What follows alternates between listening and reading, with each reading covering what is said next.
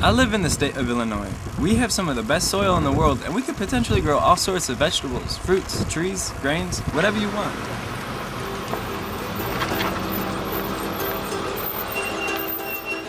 However, according to the Illinois Department of Agriculture, about 75% of economic crops are corn and soy. Only 2 crops. Illinois bounces between being the first and second greatest corn-producing states. While many are proud of our state's ability to grow such copious amounts of corn and soy, they find it quite detrimental.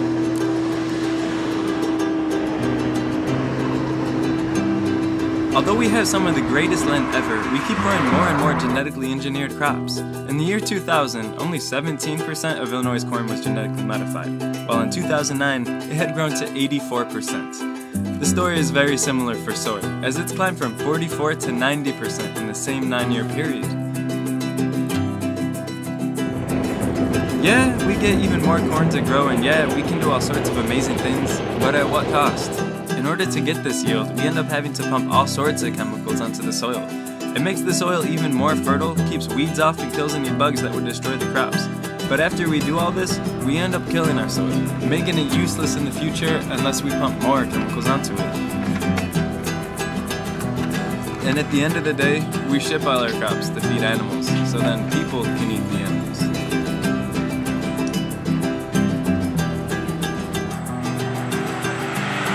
You know, I feel like our crops and food are becoming some big science experiment, and that kind of scares me.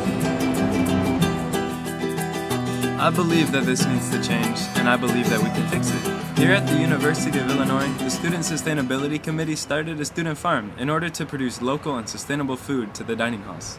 Okay, so what is the student farm? The student farm is about 3 acres located on the corner of Windsor and Lincoln, South Lincoln, where students participate by helping grow vegetables, and there's some fruit production going to be taking place in the next few years, some berries, and there's apple trees out there, and the purpose is to provide local, sustainably grown food produce to the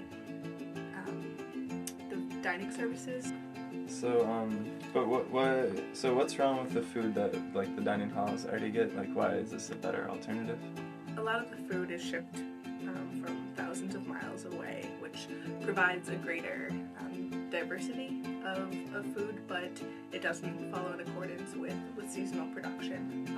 And we do have really fertile soil in Illinois that if we shifted our production standards and what it is we're subsidizing could prove to be very productive.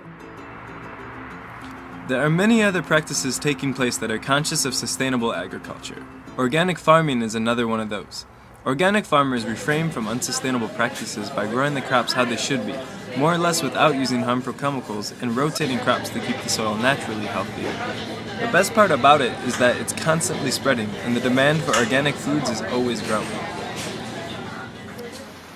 Furthermore, communities have been started that encourage buying sustainable foods. My house, for example, the Harvest House Cooperative in Urbana, is one of those places. Home to 17 people, organic vegetarian food is collectively bought and meals are shared. So, what'd you make for dinner? I tried to make a Mexican theme. Okay. So I made grits with salsa and chilies. Ooh. I made black beans and I made Mexican hot chocolate. As well as sharing the food and cooking for one another, we have created a community of friends and making consensual decisions with weekly meetings. I can actually probably put that into my update if, as long as it's okay with you guys, if we have like a 10-minute long membership coordinator update. Okay. But we can just put it under there. The Common Ground Food Co-op has been in Urbana for years and strives to provide local and organic products to the people here. They buy from local farmers when possible and stock only seasonal, organic produce otherwise. By labeling their food by the state of origin, consumers can be better informed about what they're buying.